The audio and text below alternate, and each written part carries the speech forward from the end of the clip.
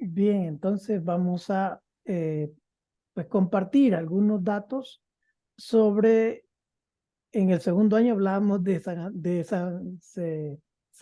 bueno, para mí es San, pero todavía no, para la iglesia oficial, de Duns Scoto. En el segundo año hablábamos de la introducción del pensamiento. Ahora vamos a hablar de la espiritualidad de la encarnación. Es decir, Ah, que ok. entendía Duns Scoto sobre el misterio de la encarnación y cómo eso lo relaciona con la vida humana. Sí, bueno, hay cosas que iremos diciendo, pero Scoto no es una persona que le interesa mucho hablar a las personas religiosas. A Scoto le gusta hablar al mundo, ¿no? Es decir, a cualquier persona que lo escuche, porque su pensamiento es así, ¿no? Es muy universal. No se restringe a lo estrictamente religioso, que lógicamente nos sirve, ¿no? Pero bueno, vamos a compartir la pantalla para enterarnos.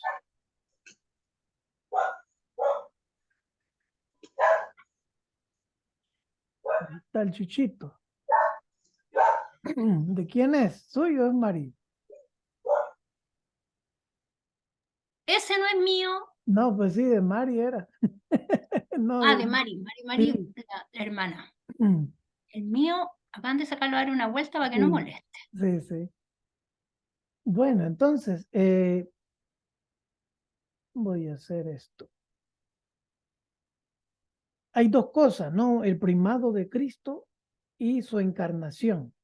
No puede haber una división entre una cosa y otra. A ver, antes de comenzar, yo les pregunto, ¿qué es encarnación? ¿Qué entendemos por encarnación de Jesús? Estamos hablando de Jesús, ¿ya? ¿A Que qué nos tomó referimos? carne, ¿Mm? que se hizo carne.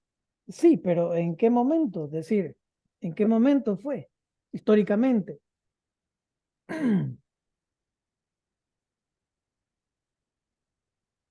¿Cuándo es que se hace carne? Cuando la anunciación, Cuando llega el ángel a anunciar a María. Allí es donde cobra. Se queda un misterio por dos cosas, porque esto no es un dato muy conocido, ni tampoco los evangelios se dedican a explicar, sino que lo dan por hecho. O sea, hay cosas que se dan por hecho, por fe, pero después para el mundo moderno quisieran que explicaran más, pero es que esto ya era muy conocido en la época, entonces no era tan importante explicarlo. Y de ahí la razón por la veces los escritos evangélicos le dan mucha importancia a unas cosas, se explican más y no otras. Y no porque no valen, sino porque ya estaba por supuesto que todo el mundo lo entendía. Porque digo esto porque hay gente que cree que el nacimiento de Jesús es el momento de la encarnación. Y pues no, es el momento en que empieza su óvulo a vivir dentro de María. Pues bueno, Scoto, un poco para conocerlo, pertenece a Escocia, de muy joven entra a los franciscanos, a la orden franciscana, no es como otros franciscanos que primero son de un lado, como el caso de San Antonio, primero es dominico y luego pasa a ser franciscano. Escoto desde muy joven, de los 15 años entra a la orden y pues va a vivir poco también, es decir, él nace en 1265 y va a morir en 1308. Así que 35, 45, 43 años vive, ¿no? Eh, Pertenece mucho a la academia, no sé, se dedica más a dar clases universitarias, por eso es que no es conocido popularmente, sino por el mundo universitario es conocido Scott. Pero en el mundo popular, si usted le pregunta a cualquier persona franciscana o FS, no le suena mucho, a no ser que lo haya estudiado, pero no le suena. Por lo mismo, ¿no? Porque se dedicó más a la academia. Entonces, estamos en otro universo, ¿va? Aunque él siempre supo traducir estas cosas a las cuestiones pastorales, pero no era la época. Acuérdense que el momento de Escoto había una gran lucha y pelea por las universidades. ¿Y quién es el mejor orador, el mejor predicador? ¿Ya? Entonces ahí están las discusiones. se vuelve a recuperar Escoto con el dogma de la Inmaculada Concepción, que lo hace, pues, ¿quién es León XIII, no? El que está en ese entonces para 1800 y algo. Pero de ahí queda oculto.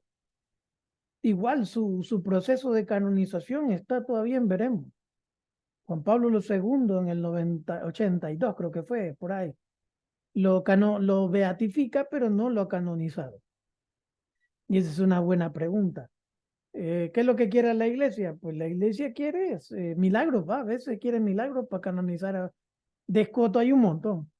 ¿Ya? ¿Cuántos milagros querés? La Garduña, te damos una docena si querés. ¿Ya? Pero no sé por qué la iglesia no lo canoniza. Yo tengo mis por qué, pero no es el caso del tema, ¿va? Pero hay Pero lo muchas puedes cosas. compartir. Un poco, ¿no? Es decir, hay temas que son demasiado contemporáneos para nuestro universo. Hay temas muy polémicos de Escoto que casi como que le daría vuelta a lo que entendemos por el pensamiento cristiano y toda la religiosidad cristiana. Le daríamos vuelta totalmente. Ya vamos a ver más o menos de qué estoy hablando. Bueno, veamos un poco qué entiende Escoto. Voy a bajar esta cosa aquí, a ver si puedo, para poder ver, o por lo menos que puedan ver un ratito. ¿Qué es el humano? Dice Escoto. Cualquier ser humano. El ser humano, y esto se adelanta mucho al tiempo, porque pareciera que estamos dando clases de antropología en la actualidad. Escoto se adelanta demasiado. Ya todo humano, por intencionalidad, busca su origen. Es la pregunta que todos nos hacemos, ¿de dónde venimos? Y no solo preguntas existenciales, ¿verdad? ¿De dónde viene la raza humana? Sino son preguntas también individuales. ¿Quién es mi padre? ¿Quién es mi madre? ¿Por qué soy así? ¿Por qué no fui de otra manera? ¿Por qué nací en este país y por qué no nací en otro? Todo mundo busca una intencionalidad. Y esa intencionalidad, dice Escoto, está en el origen. Pero el ser humano no lo entiende. ¿Y cuál es el origen? Va, claro, nosotros como cristianos entendemos que el origen es Cristo, por el cual se hicieron todas las cosas, así como lo explica Pablo. ¿Ya?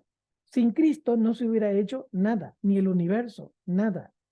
¿Ya? La razón de haber Dios creado todo es porque se mira a sí mismo en la persona de Cristo, su propia divinidad, ¿no? Que es compartida, ¿va? Por eso es un misterio, ¿ya? Al mismo tiempo, no puede quedarse ese amor escondido y solo entre ellos dos, sino que se comparte. Y esa es la razón. Toda esta intencionalidad del universo ha sido por simplemente un compartir de amor que Dios ha hecho. A ver, perdonen si fui fuerte en esto al decir, a ver, no le importa a Dios nosotros, digamos así, pues, ¿ya? Que ahora sí, porque somos parte de su creación. Pero en sí mismo es la razón de comunicar. La divinidad, una de las características fundamentales es comunicar su amor. No importa si el que le llega la noticia lo entiende o no lo entiende. Por eso dice Escoto, a todo ser humano lo deja libre, para que busque libremente, no por presión, ni amenaza, ni grito, ni pleito, sino que lo busque libremente para encontrar un proceso. Y aquí se salta a la filosofía inclusive actual. Es decir, cada quien tiene un proceso, no hay un proceso común. ¿Ya? Todo el mundo quiere estar en ciertos niveles de perfección. No existe eso. ¿Ya? Cada quien está en su nivel, en el proceso que Dios le ha concedido y en el proceso que no es que tiene que estar, porque podría por libertad mejorar, pero cada quien le lleva un proceso. Es la individualidad unívoca. ¿Y eso qué significa? Es que no solo simplemente somos distintos, es que soy distinto y único. No existe nadie más que mí, ni antes, ni hoy, ni después, nunca, nadie. Soy yo.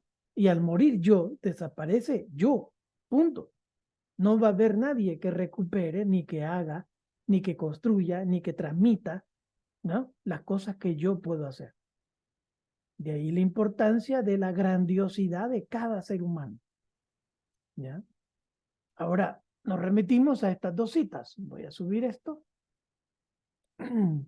Colosenses 1:20, donde nos explica, ¿no?, que en Cristo se han reconciliado todas las cosas.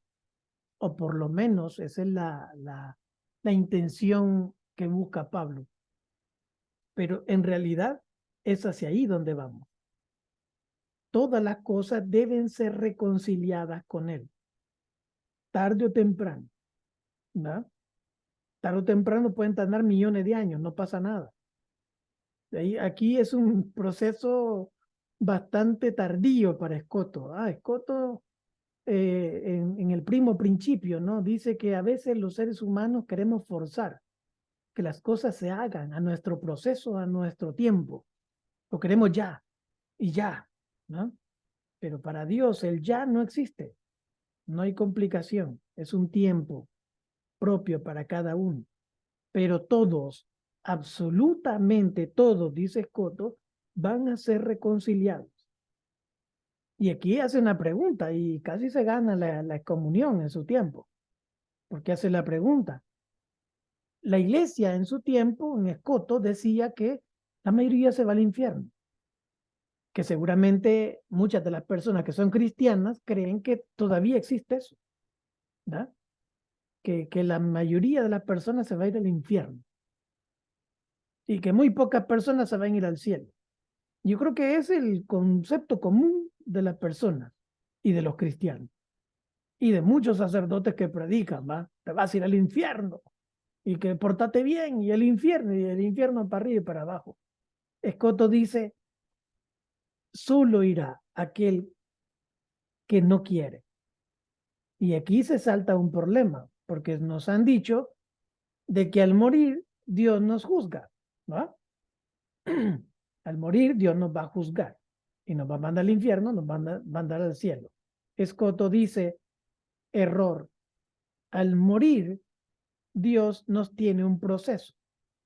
Vamos a seguir ese proceso. No pasa nada. Porque todas las cosas, ese es el punto, ¿va? De Pablo.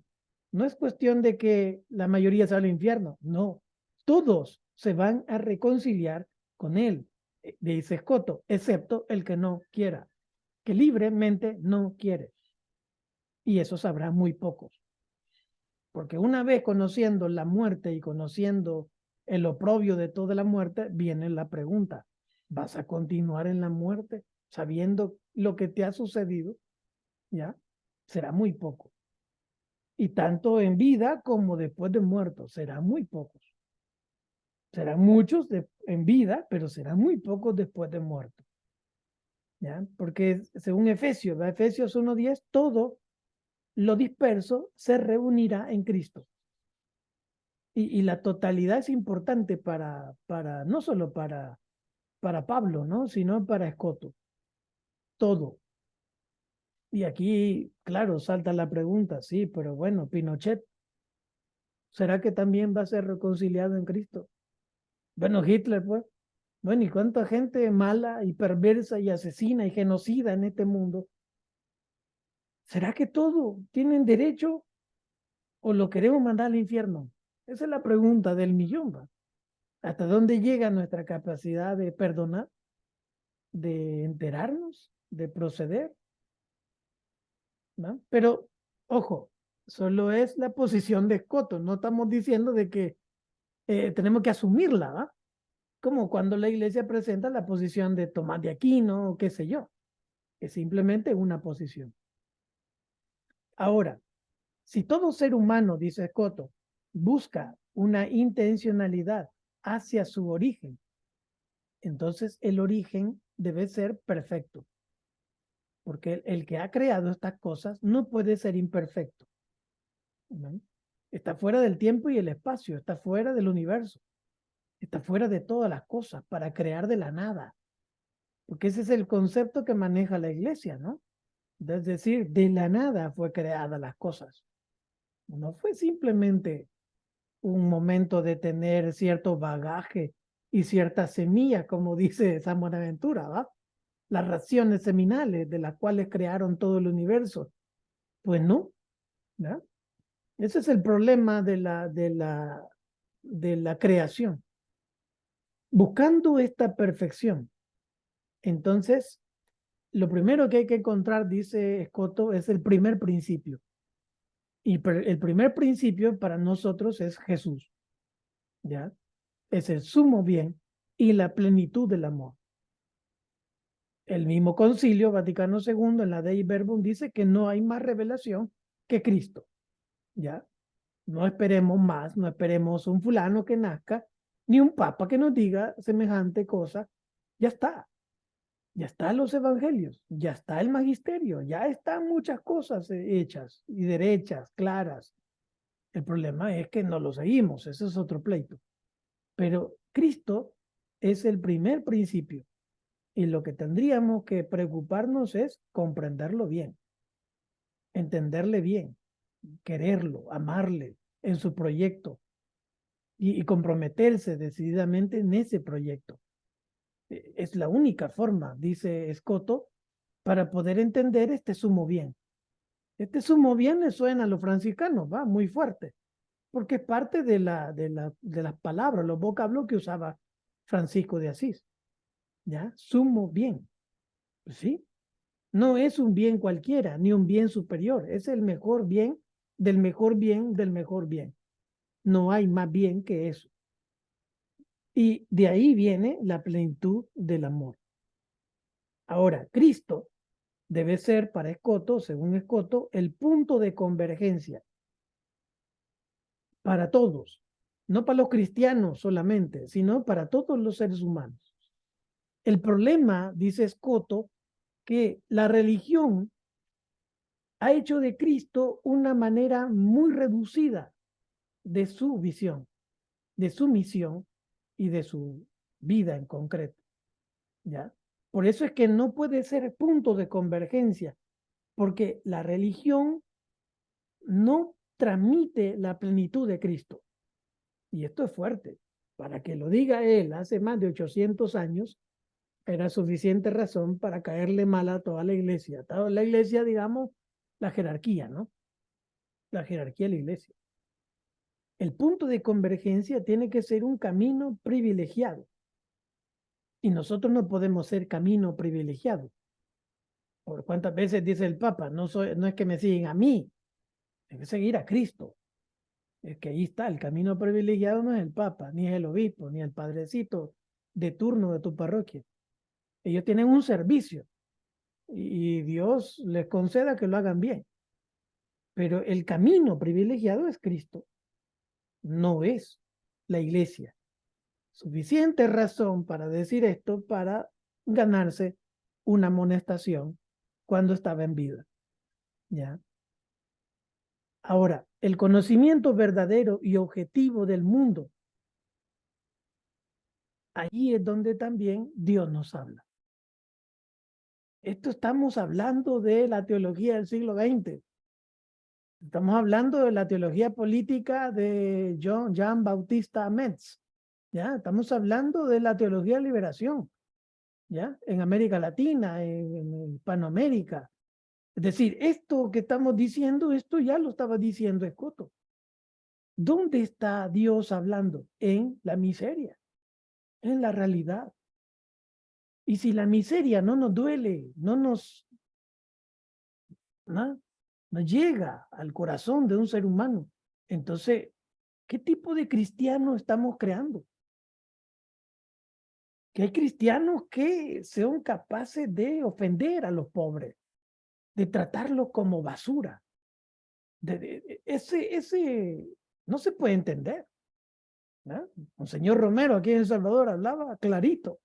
¿No? ¿Cómo es posible que ustedes se llaman cristianos y no son capaces de concederle un pan, un poco de agua al que necesita, darle salario?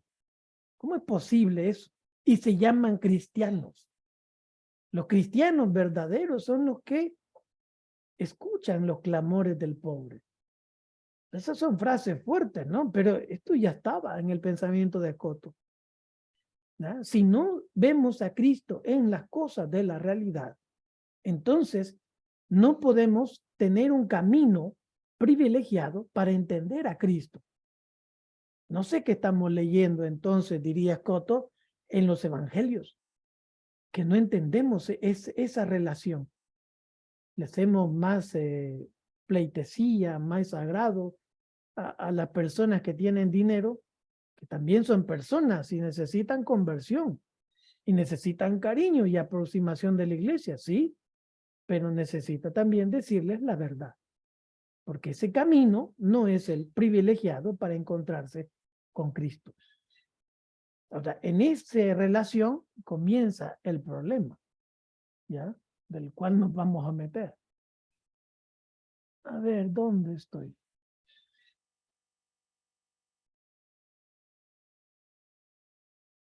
El universo, dice Scotto, no son simplemente leyes mecánicas, como la actual ciencia nos puede decir, ¿no? Son una construcción de materia, forma, energía, que tienen unas fuerzas gravitacionales que crean y almacenan, destruyen, explotan, ¿no? Y se van creando galaxias, bla, bla, bla. Está bien, y tampoco no digamos esas cosas, porque son ciencia. Ahora, las cosas no se explican simplemente por puras leyes mecánicas, porque dice Scotto, en la vida no solo hay materia, sino también hay biología. Y eso es demasiado adelantado. Bueno, no tan adelantado, porque los griegos no tenían un microscopio, pero hablaban de las cosas pequeñísimas y hablaban de cosas que no podemos ver. ¿De cómo es que lograron entender eso? Que existen cosas y animales muy pequeños, que hoy le llamamos bacterias, ¿verdad? Y cosas de esas, pero ¿cómo podían ellos entender? Bueno, eso lo entendieron los griegos antes de Cristo. Ahora estamos en la Edad Media, ¿va? 1200, ¿ya? Entonces, la vida no solo es la grande, sino la micro, ¿ya? La microvida y la macrovida, y las cosas del universo enteras y grandes. Pero dentro de esta vida hay vidas pensantes. Y cuando vos te pones a discutir, bueno, el caso de Marius, ¿cómo se pronuncia ahí? Sí, perdóneme, ya que tiene un perro ahí y dice, ¿cómo vas a tratar mal si parece solo que lo que le hace falta es hablar? ¿Cómo vas a tratarlo? ¿Va? Tenemos aquí un chuchito chiquito aquí en la casa y que se te queda viendo y que con los ojos te dice millones de cosas, ¿ya? Y la humildad que tienen y muchas cosas. Eso no es pensante, ¿ya? ¿Qué es pensante? Dice Scotto. Pensante creemos que simplemente es aquel que puede hablar contigo. No, las plantas son pensantes. Los seres son pensantes. Y si son pensantes, participan de nosotros. Se pueden comunicar. La pregunta es, ¿por qué nosotros no nos comunicamos con ellos? Esa es la situación. ¿Por qué yo no hablo? Así como la gente se burla de San Francisco, que andaba hablando con pajaritos y con animales y con cosas de esas, y no estaba loco, porque estaba conectándose con todo, toda la materia viviente pensante. Tenés que interactuar con eso, ¿ya? O sea, si no te puedes llevar bien con un animal, entonces dudo que te podrías llevar bien con un ser humano, o viceversa, o que estés dañando un árbol, o que estés haciendo cosas, ¿no? Contra esta realidad. El universo pensado así, entonces tiene una intencionalidad. ¿Y cuál es? Bueno, esto lo refiere, creo yo, a la misma magisterio de la iglesia que tenía en su tiempo, que todavía es actual, glorificar a Dios, ¿ya? ¿Cuál es la intencionalidad del universo? Que todo esto sea glorificación hacia Dios, darle gloria a Él, ¿ya? Salvador, tu micrófono, por favor.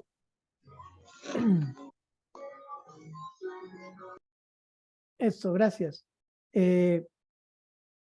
Entendemos a veces mal cuando decimos glorificar a Dios. Y digo, ¿por qué? porque lo reducimos a simplemente una alabanza, a cantar y bailar, levantar las manos y ponerse contento. Glorificar a Dios no es danzarle, perdóname, ni simplemente cantarle, ni rezarle. La glorificación de Dios se ve en la vida, en el modo de actuación de las cosas. Allí tenés que glorificarlo, no en el baile, ni en los discursos, ni en miles de cosas, ¿no? Entonces, esa glorificación es la que agrada, ¿no? Lo que dice el profeta, misericordia quiero, no sacrificios, ¿no? No palabrerías, no un montón de incienso y cosas de esas, no, es vida. Ahora, desde esta intencionalidad de glorificar a Dios, el gran sacramento de la presencia escondida de Dios está en un logos silencioso. En el tiempo de Escoto se hablaba esta frase en latín que decían Deus absconditus es. ¿Y eso qué significa? Dios es escondido o está escondido, o Dios es simplemente una realidad que se esconde. No es una realidad que hace show. Así que Dios no está en el cielo, en la cosa fantástica de luces, ¿no? No está ahí. Y no quisiera estar ahí, pero no debe estar ahí. No es su razón de estar ahí. Si así fuera Dios, entonces al momento de estar muriendo Jesús en la cruz, hubiese parado todo y se acabó. Sana las heridas de Jesús, lo baja de la cruz y mata a todos los que lo mataron. Y se pone, claro, ¿no? Se pone una señal, pues. ¿Ya? Este es mi hijo y se acabó. No es así Dios. Está escondido. Está escondido. Hablamos de escondido en los pobres, escondido en la realidad, escondido en la miseria, escondido en tanta gente que necesita. ¿Ya? Ahí está escondido. Entonces, dice Escoto, hay que encontrar ese logos silencioso. ¿Dónde está este Dios que nos está hablando de manera silenciosa? ¿Dónde? El Concilio Vaticano II, en la Gaudium et Spes, nos dice hay que escudriñar los signos de los tiempos. ¿Y qué son los signos de los tiempos? La realidad misma que está pasando en este mundo. Allí nos está hablando Dios. No porque Dios ha creado esa realidad de muerte, de miseria para millones de seres humanos, sino porque a través de esa mediación Dios te está hablando lo que tienes que hacer. Porque los signos de los tiempos sirven y solamente sirven para buscar la voluntad de Dios. No es para otra cosa, ¿ya? Si no, nos quedamos en un argumento intelectual, como cuando se analiza la realidad y viene un experto y nos explica qué está pasando en nuestro país. Hasta ahí hemos llegado, pero el problema es qué hacer y por dónde movernos. El humano debe aprender la cortesía natural y el amor fraterno con todas las cosas. Aquí es otro problema, digo problema, ¿va? Para mí sería un gran aporte de Scott. ¿Por qué? Porque esto es lo que tendríamos que hacer como cristianos. Esto es. Y si ustedes revisan con calma, esto es lo que más nos cuesta. Aprender la cortesía. Con todos, sin excepción, y de nadie. Ni rico, ni pobre, negro, blanco, nadie. Cortesía. ¿Va? Respeto. Un respeto natural. Todos. ¿Cuánto nos cuesta eso? Y un amor fraterno con todas las criaturas. Todas. No, pero es que todos son animales. Todas. No, es que estos locos. Todas. No, es que esta gente, este grupo. No, todas. Y eso es lo que hace distinto a un cristiano, porque conversa con todos, habla con todos, no hace separación entre pecadores o no, entre convertidos o no.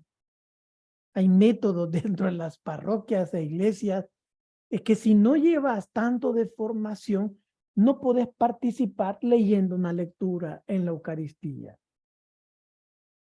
Semejante locura. Yo no entiendo cómo llegan a semejante ordenamiento de las cosas. ¿Ya?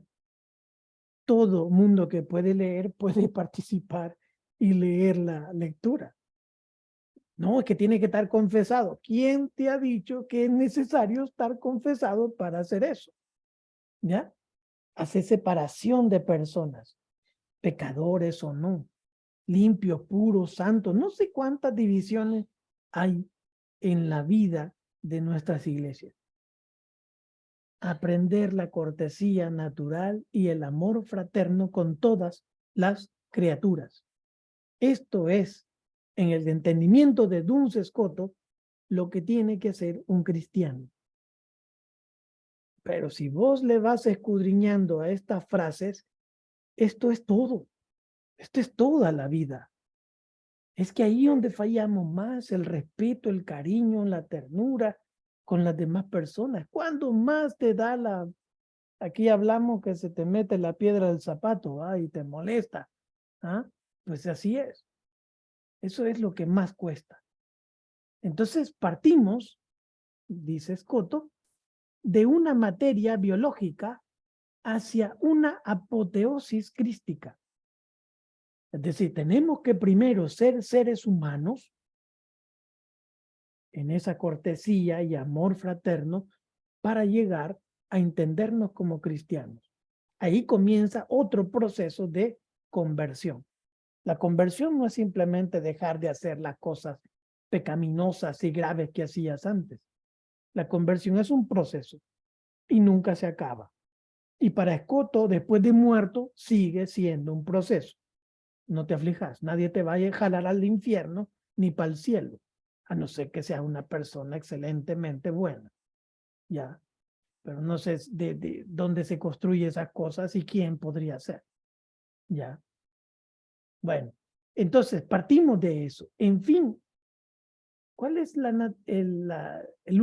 ultimidad de la naturaleza? Unirse a Cristo. Está en Efesios 3:19, ¿verdad? Al final que todas las cosas sean en Cristo una, sola, ¿no? Es la plenitud. Conformarnos como Cristo. Ese es nuestro camino de todos, no solo de religiosos, sacerdotes, de todos. Y al mismo nivel, no te creas que los sacerdotes están más arriba que vos. No, ese es un problema de cada quien, ¿ya?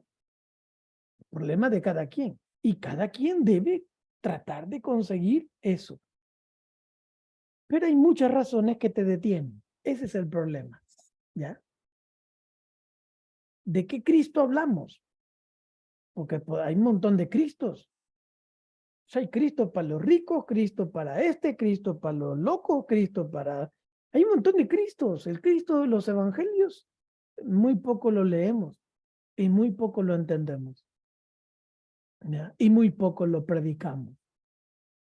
Porque predicamos y escudriñamos el Cristo que nos conviene, el que nos acepta nuestras marufiadas, ¿ya? Nuestros pecados, nuestros intereses de grupo, políticos, etcétera, ¿ya? Entonces hay que examinar los textos, dice Scoto. El problema del hermano. Ese es el primer Cristo que hay que encontrar.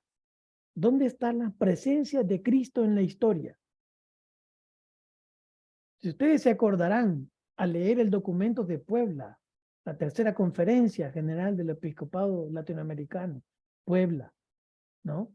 Del numeral 32, creo yo, al 39, explica cuáles son los rostros de Cristo en América Latina. Estamos hablando de 1979. Ahora podríamos como ampliar esa lista o mejorar esa lista, porque hay rostros mucho más graves actualmente en América Latina. ¿De ese Cristo estamos hablando? Si de ese Cristo estamos hablando, entonces estamos hablando del mismo Cristo del Evangelio. Ese que se encarna en las personas más humildes. ¿Ah? Agarró a un niño y le dijo, quien no se haga como este niño, no podrá entrar al reino de los cielos. Y no hay forma, no podrá entrar. Todo el mundo se escandalizó. ¿Cómo es posible? ¿Ya? Y los más inteligentes, los más cerebros, le preguntan, ¿cómo se puede volver al vientre materno? Ay, Dios, hijo, se cree que no has entendido nada. Ve la actitud del niño. Los niños se pelean y después juegan. No hay rencores. ¿Quién le infunde rencor al niño? El adulto. No le hables a ese niño. Con ese niño no le hables. ¿No? Somos nosotros los que provocamos que los niños dejen ser niños y comiencen a ser adultos, o sea, medio tontos, medio, ¿no? Medio arrogantes, medio no sé qué cosas. ¿No? Estas presencias entonces son las primeras que hay que detectar para examinar bien dónde está Cristo. Y luego lo otro, la comprensión de la historia. ¿Cuál es el camino adecuado para colaborar en el reino de Dios? Si yo entiendo que estas son las presencias, entonces, ¿cuál es el camino? ¿Qué es lo que hacía Jesús? Lo que hacía Jesús es cuando encontraba un mal, trataba de solucionar el mal, de raíz. De raíz. Y ahí están, por ejemplo, los textos contradictorios, ¿va? Digo, no solo contrario, es contradictorio, una pugna, ¿va? Y eso lo hace el evangelista, esa es la astucia del evangelista. Él estaba predicando dentro de una casa y llega unas personas y abren un techo arriba de la casa y bajan en una camilla por medio de lazos a un enfermo que no podía moverse. Jesús, al ver la fe, le dice, ¿qué le dice? ¿Qué le dice al enfermo? Tus pecados te son perdonados. ¿Él quiere sanar al enfermo? Sí, pero él quiere aprovechar con el enfermo otro problema más grave en la historia. ¿Cuál? El problema de la gente que cree que por ciertas cosas que ya hace, se siente perfecto. Y que lo más perfecto en este mundo es la misericordia. Cuanto más perdón haces con las cosas, entonces mejor o más misericordia puedes hacer. La misericordia es el mejor bien que puedes hacer. No es pelearte, ¿no? Pero bueno, en esa lógica, ¿a quién le dirige la parábola? ¿De a qué está dirigido el texto? El texto está dirigido a los que están hablando mal de él. ¿Cómo es posible que éste, siendo un pecador, perdone los pecados de este inválido? ¿No? Hasta ahí viene la razón. Para que sepan que el Hijo del Hombre tiene poder en esta tierra, a ti te lo digo. Anda, toma tu camilla, levántate y vete a tu casa. Esa es la forma completa de la historia. ¿Por qué? Porque Cristo viene a recuperar todo, desde las causas profundas de las cosas. ¿Qué es lo que le oprime a este pobre hombre? No es su enfermedad, es la mentalidad de esta gente que aunque esté bien, él nunca lo van a dejar tranquilo, porque siempre lo van a ver como enfermo. Eso lo podríamos darle vuelta a la forma como, por ejemplo, Adela Cortina, es una teóloga, ¿va? Española, dice que hay gente que hasta le teme a los pobres, le da miedo estar con los pobres, porque siente como que se les va a pasar eso, el ser pobre, se les va a acabar su riqueza, se van a llenar de bacterias y se van a hacer feos, ¿no? Pues eso es lo que sucede. Es lógico que sale la pregunta, ¿cómo es posible que existan cristianos con esa mentalidad? Existe. Y de a galán y de millones, papá. ¿Ya? Sí, ahí van las dos preguntas. Tengo que encontrar dónde está Cristo en esta historia y tengo que encontrar el camino adecuado para colaborar con Él, con Cristo, a mejorar esta historia. Y este es un pleito que seguramente en muchas parroquias la cuestión pastoral no se plantea aquí. Le seguimos dando vuelta a los pleitos de liturgia, a los pleitos de la Semana Santa, a los pleitos de no sé qué, la formación, que tenemos que darle casaca, digo, darle formación a la gente y bla, bla, bla. A ver, y los pleitos de nuestra vida social, ¿cuándo va a ser una preocupación para nuestra iglesia? Estoy hablando en general, ¿va? Yo sé que hay iglesias que sí hacen buen trabajo, ¿ya? Pero en su mayoría nos hemos como involucionado. Todo este movimiento en los años 60, 70, ¿va? Donde la iglesia acompañaba al pueblo. ¿Qué pasó? Se volvió otra vez como la ola que regresa otra vez al mar, ¿ya? Y hoy están preocupados por cuestiones de liturgia, cuestiones de formación, ¿ya? Bueno, aquí en El Salvador hay un montón de obispos y sacerdotes que hacen viajes a Tierra Santa. Esos viajes a Tierra Santa les quedan una ganancia de 20,000 o 30,000 dólares a ellos. ¿Ah? ¿Qué hacen con ese dinero? No se sabe. ¿Ah? Tampoco podemos juzgar que lo usan mal. Ojalá que lo usen bien. Pero ahí va, ¿no? ¿Qué hacer? Es la pregunta. La primera exigencia que nos plantea Escoto es esta. El amor es una construcción comunitaria, abierta y relacional.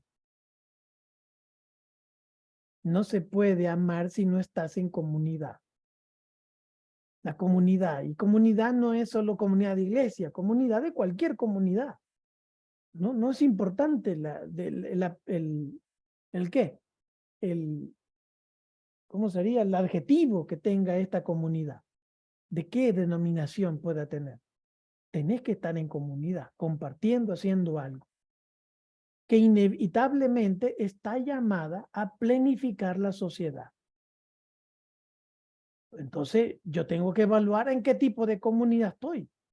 Si esa comunidad está ayudando a planificar la sociedad, a mejorar la sociedad, entonces estoy en una buena comunidad. Pero si estoy en una comunidad que solo es para celebrar la palabra y cantar y tomar café con pan y saludarnos y se acabó y nos vemos al otro domingo, no sé qué tipo de comunidad es eso. Entonces, no sé, fanático de la Biblia, creo yo, o a saber qué cosas podrán ser. ¿En qué ayudan a la sociedad? La primera pregunta, ¿en qué ayudan a la naturaleza? Ahora que está de moda y no solo de moda, porque es un problema serio. El primer problema del planeta es esto, la naturaleza. ¿Ya? ¿Y en qué ayudamos a todos los seres humanos que le integran? Y a todos los seres que lo integran. Entonces, esa es otra pregunta que hay que hacer. ¿En qué comunidad estoy? Y no solo la pregunta religiosa, es la pregunta política, es la pregunta económica. ¿En qué tipo de sector estoy? ¿En qué tipo de personas me reúno? ¿Con quiénes me reúno? ¿Por qué? ¿Y estoy ayudando? ¿O simplemente nos estamos ayudando en privado? ¿Ya?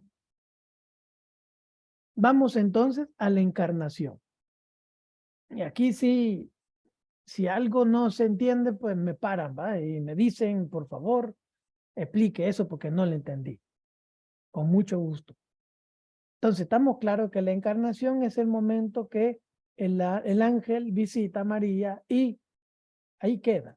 En términos biológicos, el ángel coloca el óvulo fecundado en María. Punto. En términos biológicos, eso es lo que pasa. ¿Ya? ¿Cómo sucede eso? Eso es una cuestión, por eso se habla de misterio, porque eso no pasó con otra mujer, ni ninguna otra mujer en ningún momento de la historia. Ya ni va a pasar. Ya estuvo. ¿No? Fue elegida una muchacha que es nombre María. En realidad es Miriam, ¿va? En términos hebreos, ¿no? ¿Ya? El nombre es Miriam, o Miriam, que decimos nosotros.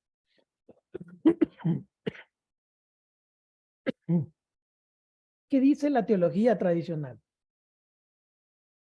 Por el pecado de Adán y Eva, Cristo vino al mundo. ¿Y dónde viene esta teología? Esta teología viene de Pablo. toda la carta a los romanos, del primer capítulo hasta el capítulo 5, San Pablo se encarga de decir por 1000 formas que a quien la regó aquí fueron Adán y Eva. Adán y Eva la regaron. Por ellos nosotros vivimos en pecado. Y traemos ese pecado, ¿no? Así nos han enseñado durante tanto tiempo la iglesia, que todo niño al nacer trae ese pecado original. ¿No es así? Así es. Y muchos obispos y hasta cardenales siguen anunciando esto. El pecado de Adán y Eva trajo consigo la muerte. Y solo Cristo ha concedido, ¿qué? La vida y el perdón de ese pecado. Adelante, Mari. Y en el caso, de Juan el Bautista, podría ser el mismo caso de Jesús, ¿En qué sentido? en el sentido de que pues si Sara y su esposo estaban ya viejos, entonces por consiguiente no podía haber ellos tenido, bueno, me Relaciones imagino sexuales. ajá, Sí, cómo entonces no. yo ¿Cómo no? pienso, ok, Sí, claro. O sea que ok, ahora cuidado, porque aquí nos metemos a un pleito de exégesis del texto, ¿ya? ujú, Porque uno le pone como lectura cotidiana. ¿Va? ¿Y lectura cotidiana qué significa? Bueno, si estaban viejitos, la única forma de nacer es que ellos tengan relaciones, porque ahí no lo visita el ángel. ¿Ah? A Sara no la visita el ángel. El ángel le habla ¿a quién? A Zacarías, el papá de Juan. ¿Va? Entonces, ahí no hay tales. Ellos tuvieron relaciones y de ahí surgió Juan el Bautista. Ahora, biológicamente eso es imposible. Después que la mujer deja de menstruar y comienza ya su periodo de ¿cómo se llama esto? De los 40, 50 años. La la menopausia. menopausia y todo ese proceso. Y la pobre Sara ya andaba por los 70 años. Imposible. Sí, pero es un lenguaje bíblico, ¿no? Para indicar que Dios puede provocar vida aún donde no la hay, ¿no? Ya aprendiste. Posiblemente, perdón, posiblemente, pues Sara pudo haber tenido sus 50, 60 años, ¿no? Pero es ahí el escritor que va jugando con los nombres, los números, para hacer ver que si Dios quiere que Juan entre a la historia por los padres, ¿no? Isabel y Zacarías, así se hace, punto. Y se acabó, ¿no? Si él lo quiere, así es. Ahora, otro pleito es si en realidad tenía 70 años, si en realidad el pobre ya estaba anciano, si en realidad miles de cosas. Esas preguntas son más complicadas y es para el biblista, va, para el exégesis biblista que se mete en ese pleito. Pero no puede haber, ya respondiendo a Mari, no puede haber encarnación como el estilo de María, ¿ya? Es decir, por obra del Espíritu. Ellos tuvo que haberlo hecho por relaciones sexuales, como todos nosotros, ¿ya? Entonces, esta teología tradicional, ¿ya? Es la que San Buenaventura va a entender como la perfección del mundo. Si dejamos de ese pecado y por la gracia de Cristo que nos ha perdonado de ese pecado, entonces nosotros podemos entrar un periodo de perfección gracias a Cristo. Perfecto. Tomás de Aquino le hace la fuerza a la redención. Por Cristo, todos los hombres hemos sido redimidos. Hombres y mujeres, ¿va? Todos. Bueno, pero ¿cuál es el problema? El problema es que se nos quedó a nosotros esta idea condicionada por el pecado. Lo que en teología se llama el amartiocentrismo, ¿va? Es decir, te centras en el error cometido. Cuando escuchan a Adán y Eva, esos pamados que agarraron el fruto, ¿ya? Es que no hablan bien de Adán y Eva. Casi nadie habla bien de Adán y Eva. Y que no son personajes históricos, son personajes dentro del mundo bíblico, ¿ya? O sea, hay que entender esa cosa también, pero es casi como que le da fuerza al error, ¿ya? El pecado, la transgresión y Satanás que está detrás de todas estas cosas, ¿no? Entonces, aquí es una gran distinción cuando entra ya un poco más robusta la teología franciscana. Dice, bueno, esto no solo es Escoto, yo creo que también San Antonio entendía estas cosas, ¿ya? Dios mandó al ángel no porque había una transgresión y habría que preservar a María de semejante error, ¿no? Sino simplemente por un acto libre de amor del Padre. El Padre quiere que su hijo nazca en las mejores condiciones posibles, sin cambiar la historia, sin transformar, ¿no? Sin hacerse un show, ¿no? Entonces, ¿cómo es? ¿Motivado por qué? Motivado por la predestinación de Cristo. Entonces, Cristo tenía que venir. Y aquí viene una gran distinción de la teología oficial de la iglesia y la teología franciscana. Porque la teología oficial de la iglesia es que tenía que venir a redimirnos del pecado. ¿Qué dice la teología franciscana? No, aunque no hubiese pecado Adán y Eva, ni nadie hubiera pecado, necesitamos la perfección. Y la perfección de nuestra naturaleza humana solo y únicamente la vamos a conseguir siguiendo a Cristo. No hay otra manera, ¿no? No hay otra manera. El orden perfecto de salvación es la figura, la persona, el anuncio, la palabra, la misión, los actos de Cristo. No hay otra manera, ¿ya? Entonces, la unión, ya te doy la palabra, la unión hipostática, dice, eso es un lenguaje griego, ¿ah? Cuando se une materia y forma, ¿ah? Y se hace una mezcolanza entre todo. Esta unión no está condicionada por nada, es incondicionada, ¿ya? Sí, adelante, Mares.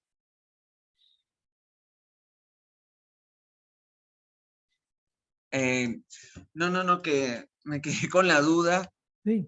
O sea, lo que quiere decir es que aunque ellos no hubiesen pecado, tenía que ser a través de Cristo, ¿verdad? Así es. Ajá, pero se supone que Cristo viene es justamente para salvarnos de ese pecado de Adán y Eva. Eso es lo que dice Pablo, ¿va? Es lo que dice Tomás de Aquino. Claro, porque entonces es como una contradicción. Claro, claro. Es decir, Cristo muere no porque está predestinado que muera y en las condiciones que muere. Cristo muere porque se enfrenta al poder del templo, ¿ya?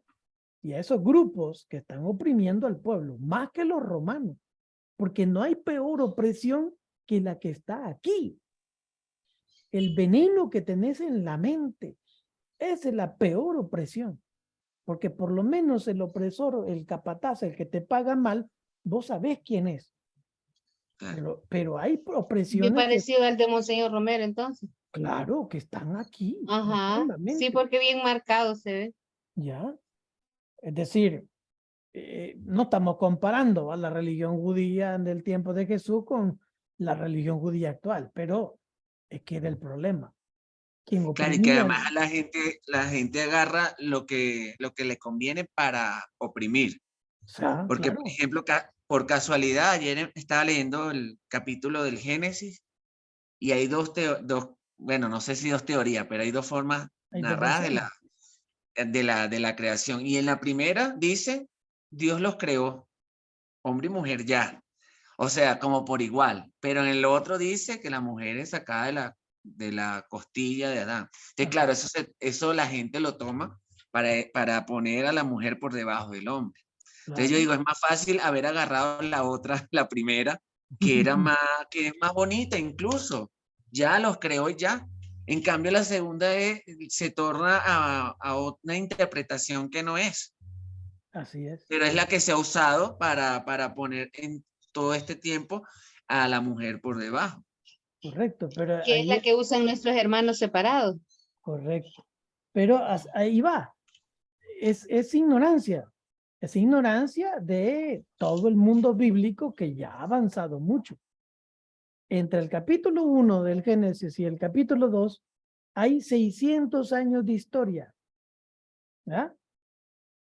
Para que fuera apareciendo el segundo capítulo, tienen que pasar 600 años para remendar un poco lo que ya estaba. Pero acuérdense, para el judío no se borra, sino que se mejora en la siguiente redacción. No va borrando los errores posteriores ni anteriores, sino que es parte de la tradición. Que se Claro, va.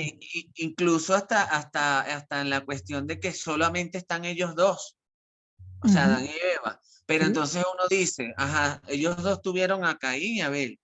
Y yo digo, ay, ¿de dónde salió la mujer de Caín? Si solamente estaban ellos dos. Entonces, claro, uno se pone a ver y, ajá, pero si te dicen en un principio que solo estaba Adán y Eva y tuvieron a sus dos hijos, ¿de dónde sale la mujer de Caín? Que es la que él sale con ella. Entonces, es como, Es claro, entonces contradictorio, ¿no? sí, es contradictorio. Incluso el que no está bien como agarrado en la fe dice, ah, no, esto no es así, esto. Y yo creo que también pasa eso lo que tú dices, la ignorancia.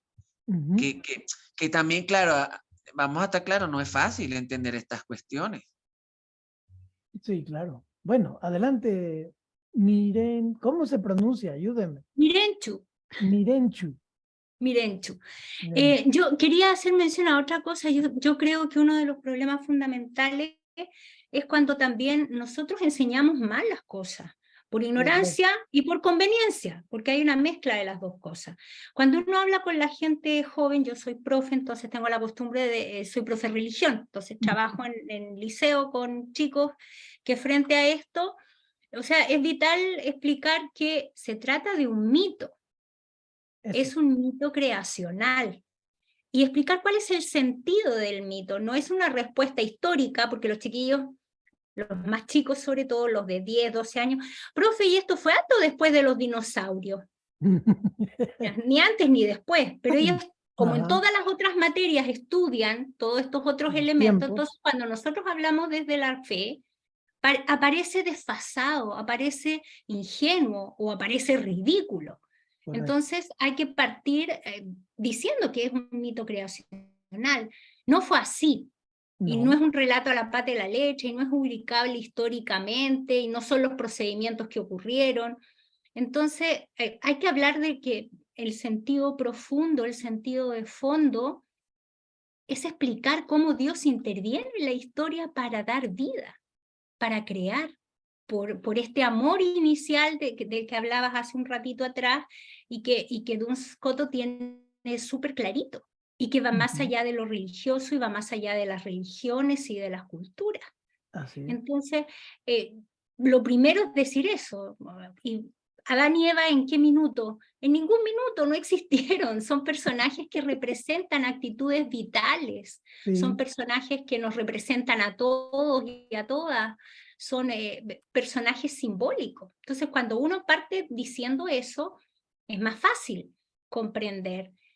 Y después vamos explicando las diferencias entre el primer y el segundo relato, y este enriquecimiento del texto, y que se lee y se recepciona de manera distinta de acuerdo a la cultura, a la época y a los grupos específicos. Hoy día los chiquillos, por ejemplo, los estudiantes, acá en Chile, y estoy segura que en los otros contextos también, le dan mucha importancia a lo que es la creación comillas, el resto de los sintientes, los animales, las plantas, el universo, como seres sintientes, porque eso está en su sensibilidad en este minuto. Generaciones anteriores no teníamos esto. Hablábamos de recursos, nos ha costado tanto aprender lo que dice el Papa, de que son bienes, y son bienes compartidos y para compartir, y es el hogar común, y no recursos para explotar. Entonces yo siento que ahí también hay un tema de cómo nosotros explicamos, de cómo nosotros hablamos, cómo nosotros vamos armando el discurso.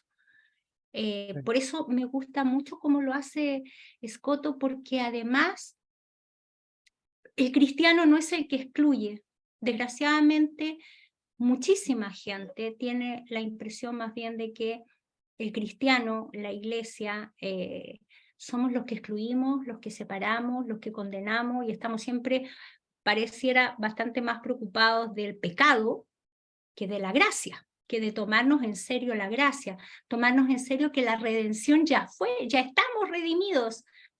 Yo hace unos días conversaba con una hermana a la que le escuchaba y le leía de otra congregación, de otra espiritualidad, y hablaba de el completar con nuestro sacrificio el sacrificio de Cristo, como si el sacrificio de Cristo le hubiera faltado algo, como si no hubiera sido del todo acabado, como si la obra no estuviera completa, y hay toda una teología del sacrificio que le hemos dado tanta fuerza y que es complejo porque ha servido para sostener sistemas de dominación. Eso, ya, me callo. Bueno, siga hablando, no hay problema. No, es decir, perfecto lo que explicó, ¿no? Es por ello, y siempre habrá sacerdotes y obispos que siguen hablando de esa manera, que no existieron los dinosaurios, que todo esto es una basura de la ciencia, y que Adán y Eva son nuestros primeros padres. Y esos mitos se vuelven realidad para ellos. Y esa es la preocupación, que no entran dentro del estadio de conversación científica, por la cual están diciendo una sarta no de mentiras, pero cosas que ya el mundo de hoy no dialogamos con eso. Y por eso no hay conecte entre el discurso religioso y el discurso científico, porque mucho de la jerarquía de la iglesia, el discurso religioso, no ha evolucionado y no quiere, ¿ya? Basta ver los seminarios que no permiten que, bueno, algunos sí va, que laicos participen en la formación de los sacerdotes. ¿Y cuánto bien harían los laicos ayudándole a los sacerdotes cómo es la vida, tal como la vive, ¿no? No el mundo de ficción que creen ellos que están en una burbuja espiritual y que cuando ya los ordenan son untados con a ver con qué, y ya se creen separados de los seres humanos, ¿ya? Y hay gente que se la cree, y así mismo margina.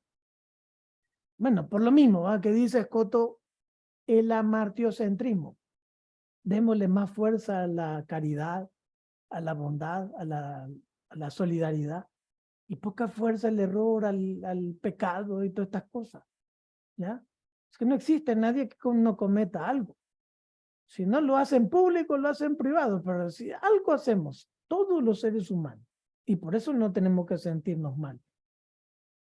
El sentirnos mal sería que no quiero cambiar y quiero seguir haciendo el mal. Ese sí es un problema serio. Y hay que visitar a un psicólogo, no a un padre, ¿no? Para mejorar.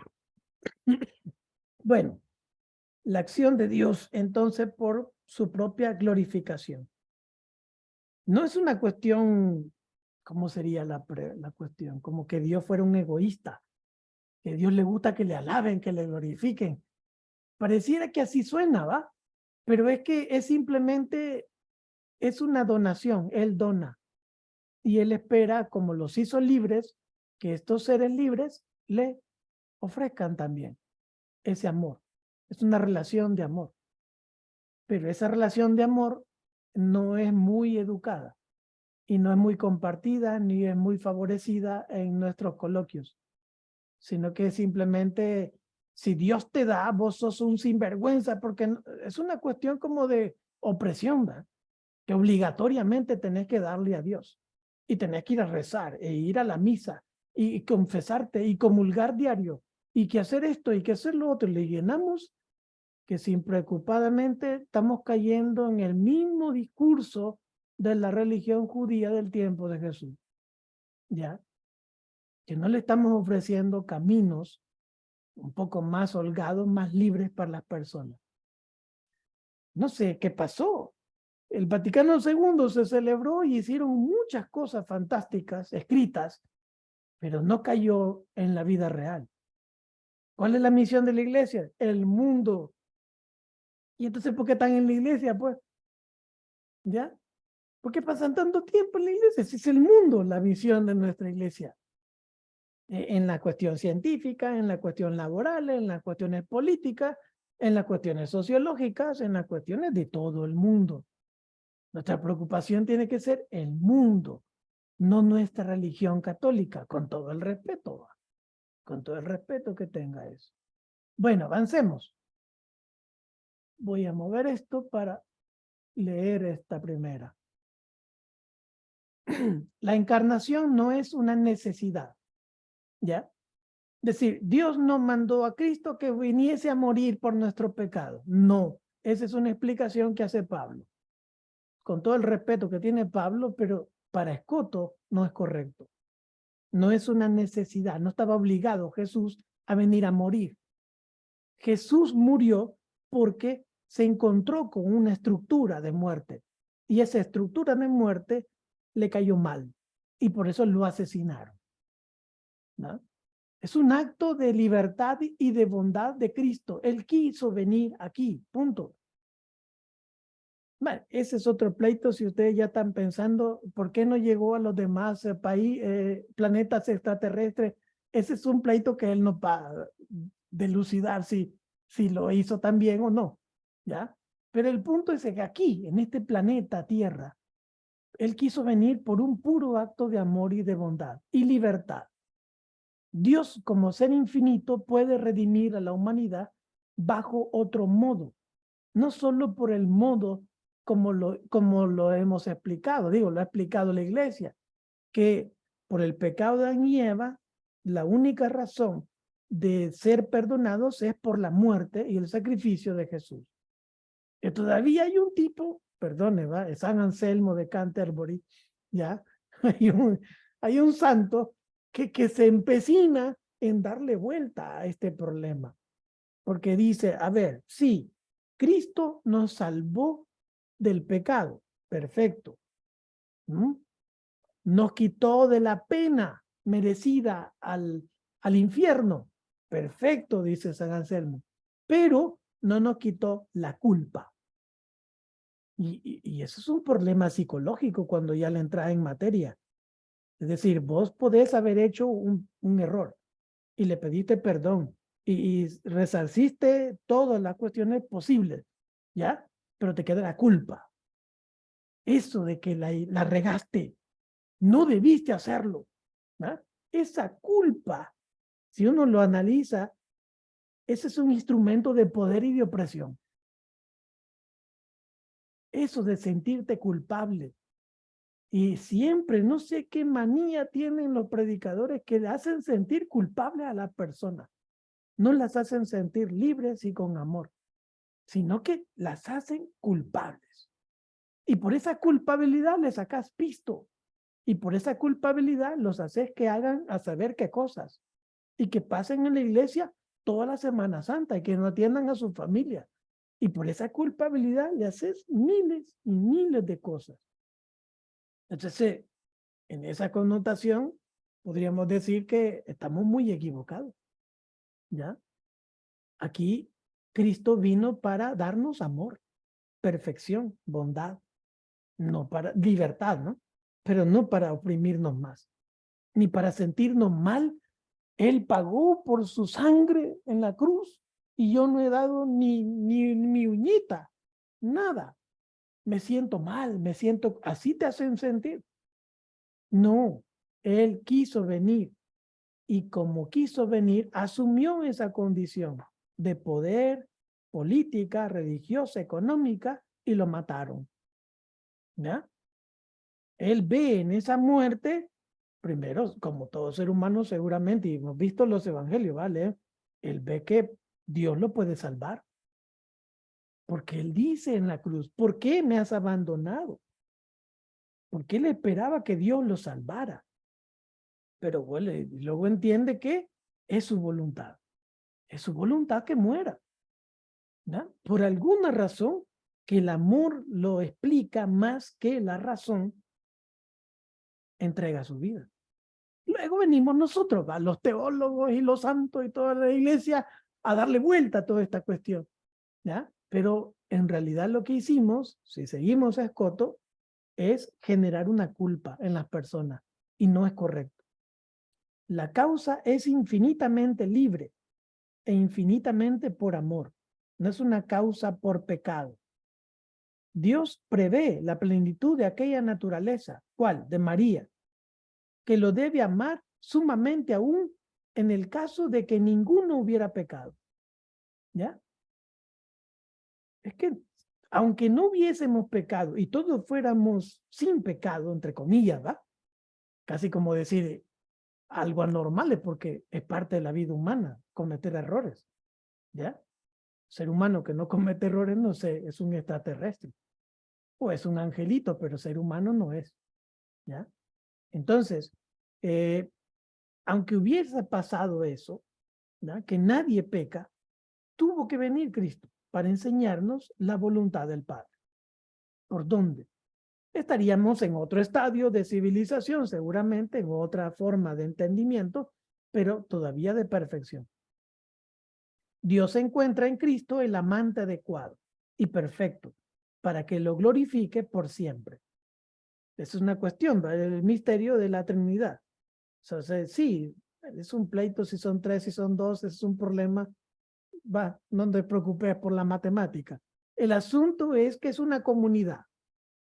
No es un tipo oligarca que está sentado en su trono y dominando el mundo y el universo. Pues si es así el concepto de Dios, pues está distinto. Hemos comenzado diciendo que Dios se esconde en lo más sencillo, en lo más tierno, en lo más humilde. Ahí está, siempre ha estado ahí. Nunca ha estado en la cosa grandiosa, en los show. ¿Ah? Entonces, desde esa forma de ver a Dios, Dios no necesita a una persona que le esté lavando el cerebro, que le diga, hey, qué bueno sos, fantástico, adelante, hey, cuán grande eres. Todavía la iglesia se fuma todo esto de los ángeles, ¿va? Que hay 7 legiones de ángeles y un montón de cosas que están ahí para servirle. Es el mismo concepto que seguimos manteniendo en la cabeza, que Dios está sentado en su trono y miles y millones le cantan y le sirven y le dan vino y le dan esto. Bueno, casi como que lo tienen embriagado, ¿va? Al pobre. Y de un montón de halagos y de cantos. Dios no es así, no tiene trono. Dios está en la humildad, en lo sencillo. Y trabaja ahí. Y no se queda en un trono, está moviéndose, ¿no? Trabajando, preocupado, ¿no? Esperando que el amante, en este caso Cristo, ¿va? Y cualquiera de nosotros, ¿no? Pueda colaborar con él en perfeccionar esta obra. ¿Cuál? El universo, la vida humana, ¿ya? Pero Cristo es la suprema obra de Dios, ¿correcto? Es lo que llamamos en la iglesia el ser humano perfecto. Es que no hay otro, por lo menos no ha aparecido en la historia, otro con esas cualidades, con esa manera de ser y con esa certeza de hacer las cosas. Porque de Cristo tenemos varias formas, ¿va? Tenemos un Cristo tranquilo, amante, preocupado, pero también recio y hablando fuerte y hablando de maldito, ¿ya? O sea que son varias facetas del mismo Cristo. Entonces Cristo al venir al mundo asume las condiciones materiales, históricas, pensantes que la cultura judía posee. Por eso respeta la condición humana hasta la cruz. Ahí está. Respeta su libertad. Si eso es lo que desean, eso es lo que desean. ¿No? Porque Dios no busca ser temido, dice Escoto, sino amado. Entonces no andemos predicando sanciones, ni que el infierno, ni que no sé qué cosa, que te vamos a echar de la iglesia, y que no sé qué, y que no sé cuánto. Te podrán echar de la iglesia, si la iglesia es del Papa. ¿Ya? La iglesia es quien la construyó, del padre tal, que se fue a un lugar, le dieron pisto y la hizo la iglesia. Ya sabes que la iglesia no es una estructura, es la comunidad que cree en Cristo. Esa es la iglesia. Y no es una única iglesia, perdonen a los que son muy católicos, apostólicos y romanos, ¿va? No es una sola iglesia, ¿va? La iglesia es un concepto genérico para indicar todos aquellos que han entendido quién es Cristo y viven conforme a Cristo. Entonces pertenecen a su iglesia. Y ahí pueden entrar ateos. Y ahí pueden entrar miles y miles de personas que creemos que no deberían de estar. Pero ahí están. Y ahí están con toda la pertenencia y la certeza y el honor de pertenecer a esa iglesia. Aunque los de el lenguaje oficial estén diciendo que no les pertenece estar ahí. Vamos a subir esto. ¿Qué pasa con María? La predestinada por un acto único de preservación del pecado. Pero no del pecado original, sino del concepto que Ignacio Yacuría, un teólogo español, ¿va? Que después se hizo salvadoreño, Ignacio Yacuría decía la traditio tradente. Es decir, no es un pecado original de Adán y Eva, es una cuestión que se nos va pegando por las mañas de la historia y de la sociedad en que vivimos, y que cada uno representa todo el bagaje cultural del cual nació y las mañas que recibió. Eso es el pecado, ¿ya? Quizás en el lenguaje religioso así le llamamos, el lenguaje muy universal sería error, los errores, las mañas, las costumbres, ¿no? Equivocadas, que seguimos pasando de generación en generación, que va desde las cosas pequeñas, que el hombre no puede lavar su ropa, que el hombre no puede cocinar, que el hombre no va a planchar, que el hombre no hace esto, hasta de las cosas más graves, ¿ya? Que no permitir que una mujer pueda ocupar un puesto importante en los gobiernos, en una empresa, en una universidad, etcétera. Hasta miles de cosas que uno puede entender. Entonces, Dios necesita que María esté libre de estas cosas, ¿ya? Que viniese en las condiciones más adecuadas como Dios y como hombre.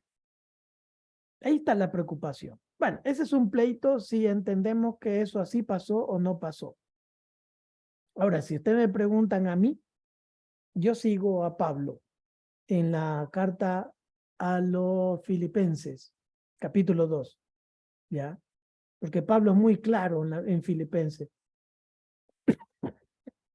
que dice, Cristo, a pesar de su categoría de Dios, no hizo alarde de su condición divina, sino que al contrario, se anonadó. ¿Y eso qué significa? Dejó de ser Dios. Y esto es fuerte, porque está contrario a lo que nos han enseñado.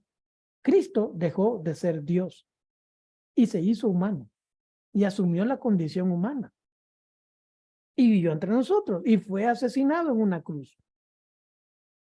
¿Ah? Entonces, estando Cristo acá con nosotros, fue un ser humano, no fue hombre Dios, ¿no? Semidios. No, Pablo lo explica clarito y usa en griego el término sarx, carne, y para determinar que decir biológicamente humano, punto. No hay más divinidad de la que podíamos tener ustedes y yo, no hay más. Si Cristo, con las condiciones como tenemos nosotros de ser humano, pudo hacer lo que pudo hacer, por eso es que tiene la osadía de exigirnos a nosotros que podemos ser mejores que Él. Por eso es que tiene la osadía, porque si Él, asumiendo la condición humana, lo hizo, nosotros también podríamos hacer otras cosas, o mejores, ¿ya? Sigue el texto. Por eso, ¿por qué? Porque murió, porque fue fiel a la causa del Padre. Entonces, el Padre lo rescató y le dio el nombre que está sobre todo nombre. O sea que lo volvió a darle el puesto de Dios. ¿Ya? Esa es una figura, ¿va? Intelectualmente es incomprensible, porque eso es ficción. Si lo pasamos por términos de análisis lógico o filosófico, ¿va? Es pura ficción. Pero en el cristianismo hay una gran lección acá. porque Cristo entonces Dios preserva a María para que viniese Cristo en las mejores condiciones humanas, nada más. No para quitarle ciertas cosas o hacerlo más especial, no. Porque ¿qué especialidad pudo tener? ¿Qué especial pudo vivir Cristo si vivió en pobreza? No tenía dónde nacer la pobre María, ¿ya? Y perseguido. Pobre, migrante y perseguido. Hay peores cosas que eso, ¿no? Y angustiado. Al morir Herodes, entonces regresan a la ciudad más desgraciada de Jerusalén, la zona de Nazaret, donde está la mayor pobreza de Jerusalén, donde la única razón de poder vivir es que tienen el lago de Genezaret y eso les da sustento por pescado y por la relación comercial que hay con Babilonia, que van hacia Egipto y se quedan en Nazaret porque ahí hay agua. Esa es la razón, ¿va? Entonces comercian con esa gente y conocen y comienzan a ser personas pobres pero astutas. Y de Jesús podremos decir eso también. Jesús podrá ser pobre, pero no es un tonto. Es una persona pobre astuta y sumamente astuta, ¿ya? Y asume estas condiciones históricas y se declara hijo de Dios y se declara el Mesías. Y ese es el problema del cual todavía no terminamos de entender, ¿ya? Porque seguimos creyendo que las cosas son imposibles, porque son solo hechas para Dios. Y más cuando hacemos santos a alguien y lo llenamos de un montón de milagros, ¿va? Que a saber si son ciertos, ¿no? Como cuando hablan de San Antonio, que lavaba los peces, y que el burro, y que la hostia, y a ver, ¿fue cierto eso? ¿O lo usamos simplemente para hacerlo distinto a nosotros? Cuando comenzamos a hacer distinciones, ellos mejores y nosotros basura. Yo creo que es una pedagogía muy mala para educar en la fe a las personas, ¿ya? Pero bueno, hasta aquí creo yo tenía preparado, ¿sí? Entonces, tenemos 25 minutos todavía para conversar. Dejar de compartir. Aquí está. A ver, ¿alguien quiere externar algo, preguntar algo? Aquí hay en el chat una cosa, ¿va? Ah, Y en el caso de María, si lo vemos que solo, así como lo pone usted, que solo es el lugar donde se engendró a Jesús, si lo dejamos así, lo estaríamos viendo como los hermanos separados, que María no es nada, pues. Pero como así, como que ella ha sido solo el instrumento para que Jesús naciera. Ella fue utilizada como para engendrar al Hijo de Dios. Y en esa última parte donde usted pone, ahí, si quiere ponga la lámina, la última lámina. Dice María, ¿qué pasa con María? ¿qué pasa con María? La predestina por un acto único de preservación del pecado para que Cristo viniese a las condiciones más adecuadas como Dios y como hombre. Entonces, yo pensaría en ese espacio que nuestros hermanos separados piensan así como este espacio. Pero nosotros como católicos no la vemos así. ¿Y cómo la tendríamos que ver los católicos? Nosotros, o sea, si ella es la madre de Dios, entonces ella para nosotros es una persona muy importante. Importante en el sentido de que a pesar de que Dios la elige como la mujer para crear a su propio hijo, una mujer con gran capacidad de conocimiento, ¿verdad? Así como sus abuelos que la ayudaron mucho a ella para crecer en la vida espiritual.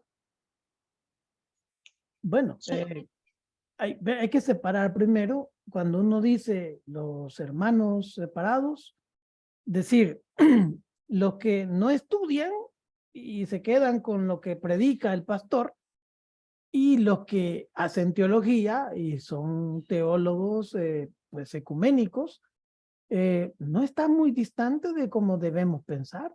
Más bien, ellos nos dan una teología mejor para que nosotros aprendamos de ellos. ¿En qué sentido? A ver, María es un instrumento, perfecto, pero no es Dios. Y hay un problema serio. En el Concilio Vaticano II apareció la Optate Antotius, se llama, ¿no? Es un documento del concilio. Y explica en la Optate Antotius la verdadera forma de cómo tenemos que tratar a los santos y a María. ¿Y qué hacemos de María? Hacemos la figura, no sé quién, yo creo que San Anselmo y todo este conjunto de secuaces, ¿va? Se inventaron estas cosas. A ver, de María, ¿qué hacemos con María? A María le pedimos, ¿va? Le pedimos para que Dios pueda concedernos cosas. ¿Va que sí? Igual hacemos con los santos. Le pedimos a los santos para que ellos nos puedan hacer cosas a nosotros. Volvemos a recuperar a Escoto, ¿ya? ¿Qué Dios es el que tenemos nosotros? ¿Es el Dios sentado en el trono? ¿Es el Dios que no se mueve y que no le preocupa a la gente y sus necesidades? ¿O es el Dios que está con usted al lado y no necesita a María ni a ningún santo que le esté diciendo que necesita, que puede?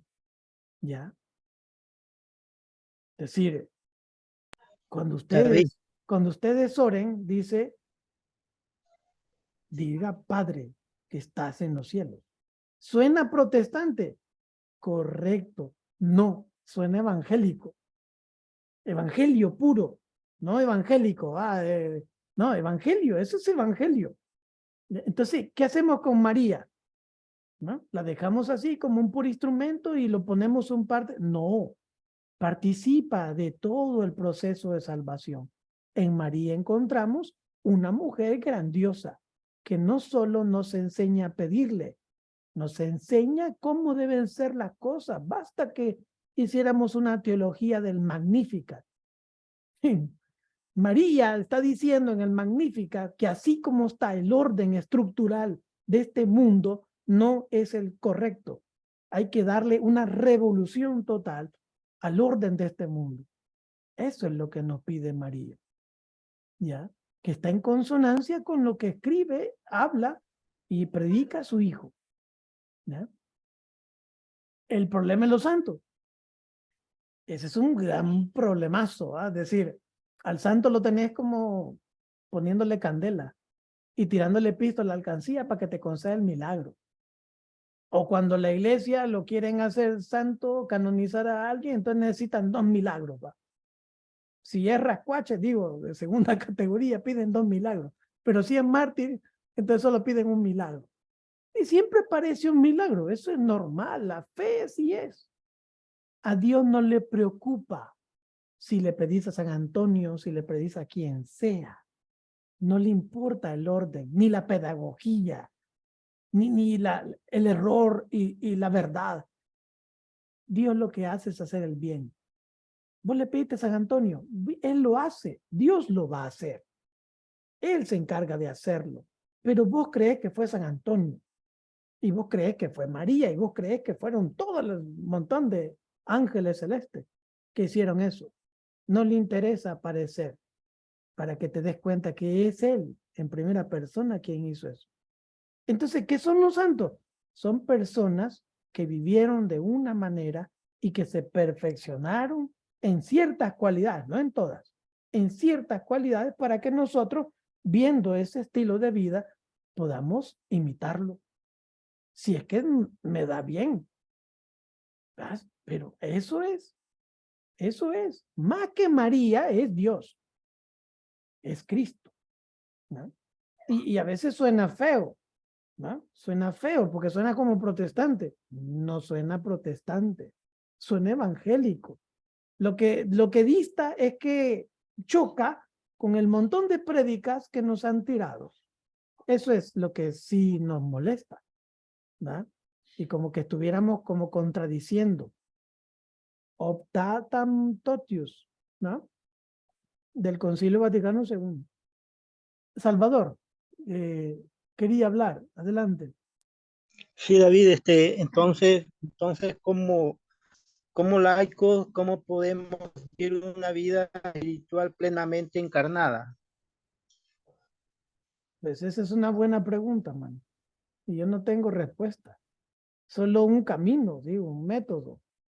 Es decir, cada comunidad en su lugar, y yo te lo digo ya con propiedad porque estoy haciendo una tesis de Monseñor Romero y he encontrado esto.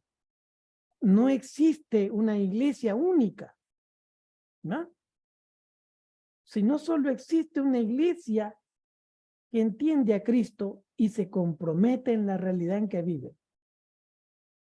Y respondiendo a esa realidad y a ese ser humano que es Cristo también doblegado por miseria, por explotación, por marginación, entonces yo me hago cristiano con él, ¿ya? Me uno a Cristo con él.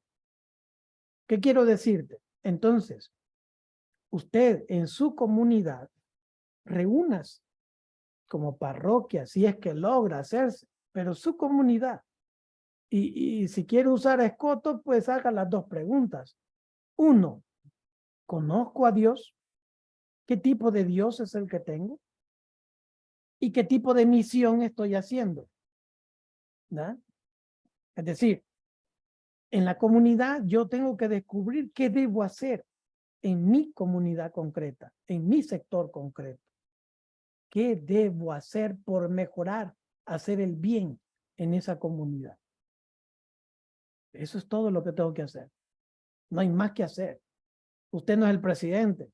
El presidente se le va a exigir más porque él tiene mayor responsabilidad, ¿ya? Y así un militar y así un qué sé yo, quien sea que tenga poder, ¿ya? Pero en su comunidad, para vivir cristianamente, debe conectarse con la sociedad, con la comunidad y colaborar en su comunidad y hacer el bien, cuanto mayor bien posible y según sus energías, su capacidad, su organización, su fondo, lo que sea que tiene que hacer o lo que se compromete a hacer, porque no está establecido, tiene que hacer A, B, C, D, E y entonces no se salva. No, lo que su corazón, su amor, lo que su entendimiento le da, su capacidad organizativa, pero no solo, sino en comunidad.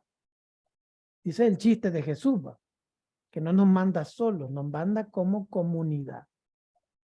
Por eso Francisco de Asís entiende ese concepto. ¿Ah? No puede haber evangelización sin antes haber fraternidad.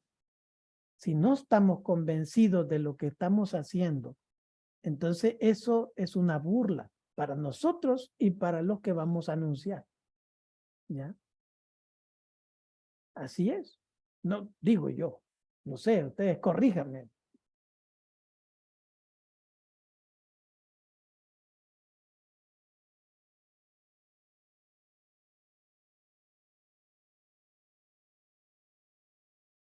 A ver, adelante. Marienchu, así va. Miren, Mirenchu. quería devolverme un poquito al tema de María, que es tan relevante para nosotros acá en Latinoamérica. Yo no sé si en Europa lo discutirán tanto, pero aquí en Latinoamérica siento que es un tema súper importante y muchos de las generaciones más jóvenes, cuando quieren diferenciarse entre protestantes y católicos en un curso, en un liceo público, que tú crees en María o tú no crees en María. Y se arma ahí una discusión, un factor de división importante. Pero aparece muchas veces, y yo creo que en parte mucha parte por nuestras malas catequesis, aparece un concepto de María como un semidios, como algo entre que somos humanos y que está Dios. Entonces por eso puede ser puente. Lo cual no tiene mucho que ver con el concepto cristiano de la encarnación, de tomarnos en serio la encarnación.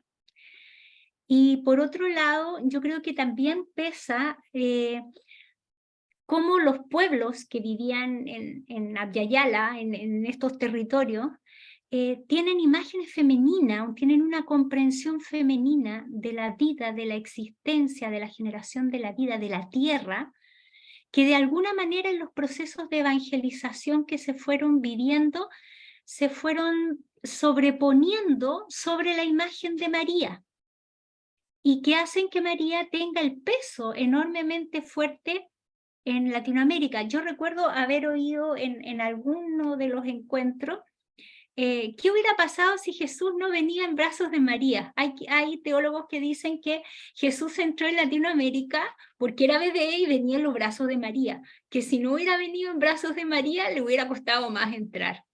Porque esta imagen de la madre, de la mamá, de la que cuida, la que lleva en brazos, la que amamanta, la que protege, calzaba perfecto con las teologías de los pueblos que aquí vivían. Entonces, al sobreponerse esos elementos y conformar el cristianismo que tenemos acá en Latinoamérica, es muy potente. Y también eso, si le sumamos esta teología inconclusa o esta mala teología que tiene poco que ver con el Vaticano II y que se arrastra en los sectores y persiste en los sectores más dominantes de nuestra iglesia hoy, uno puede comprender por qué se va jugando así el papel, por qué va siendo así. Y porque es más fácil claramente a la hora que yo quiero pedir, me acerco a la mamá, porque es la experiencia vital que tenemos como seres humanos, porque nos cuesta entender a Dios como madre. Y eso tiene que ver con una estructura, una comprensión, una cabeza patriarcal, donde Dios es padre, y nos olvidamos de esos textos tan lindos que hablan del seno materno de Dios. Y bueno, Leonardo Boff desarrolla eso Sí, maravillosamente bien. O sea, si el nosotros rostro. habláramos más de Dios Madre, si habláramos más de Dios Madre, no solamente decir Padre Dios que estás en los cielos, sino también Madre que estás aquí al ladito como todas las madres siempre, sería más fácil. Sería más fácil desmontar eso que al final responde a miradas y a estructuras de poder que están tan lejos de Dios. Y lo otro, mencionar que el Vaticano II, cuando habla de María, la saca del capítulo de las teologías que habían hasta ese minuto y la pone dentro del pueblo de Dios, Sí. para que no cometamos el error, para que no nos olvidemos que María está dentro del pueblo de Dios, no está sobre ni está en paralelo, está dentro, es parte del pueblo de Dios. Eso. Correcto. Y eso. David, Ah, sí, adelante. en la iglesia hay espiritualidad en donde es fácil trabajar, pero hay un grupo donde casi la mayoría no participa. En el caso yo estoy en Tapic, y en Tapic pues lo que hacer y nuestras actividades pues son fuera de la iglesia, en donde a veces hay que manifestarse ante el poder, las autoridades y los llamados que hacemos de invitación en la iglesia con misa día domingo. La asistencia no es acompañamiento. La mayoría de lo que JPIC tiene miedo, tiene temor, pues, y a veces eso restringe y no deja llegar más allá de lo que es el evangelio, porque el evangelio solamente es el grupo de gente que hace también es de ver los problemas que están surgiendo alrededor. Hace poco fuimos a una carta al señor presidente de la República, un poco acompañamiento. El franciscanismo ha sido llamado, pero hay una enseñanza, una doctrina, mayor parte no no camina hacia ese modo de ver el evangelio. Hace falta mucho en nuestra iglesia de concienciar de que la ecología, los problemas de la minería y mucho de la contaminación, también la iglesia está manifestando en esos quehaceres que están llegando a tiempos que hoy conocemos, mucho calor, mucha agua, lluvia, inundaciones. Bien. Así es. Es decir, cada quien da lo que en términos religiosos se habla, el espíritu te lo dicta. Hay una frase de Monseñor Romero, ya te doy la palabra, Josué. Hay una frase de Monseñor Romero que dice, no obliguen a las personas a participar en política. No estoy diciendo que no participes en política. Es que no todas tienen el corazón para dar el todo por el todo. Los que participan en política, no en política partidaria, en política, los que participan para cambiar la sociedad de su tiempo, tiene que estar preparado que también viene la persecución y la muerte. Y no es fácil. Lo que le está pasando a las personas en Honduras, están siendo asesinadas por defender tierra, por defender la contaminación de ríos. Es decir, esto pues no es para todos. Debería ser para todos, pero no todos tienen el nivel, ¿no? El corazón y la gracia para poder ofrendar en la vida. Cuidado, porque no se trata de que te manipulen ideológicamente, porque si no vas, entonces no perteneces a nuestro grupo. Entonces no vayas, porque no estás convencido. Tiene que haber un análisis serio de por qué se hacen las cosas. No simplemente voy a una marcha porque voy a una marcha, porque va el padre de mi parroquia. No, tengo que yo estar convencido, porque las consecuencias de eso no son fáciles. ¿Ya? El padre de tu parroquia puede salir bien librado, pero vos no. Así que por eso pide Monseñor Romero y pues, también la iglesia, pide el análisis consciente de los problemas y serio de los problemas. Porque las consecuencias al meterse a eso no es fácil. No estamos diciendo que no se haga.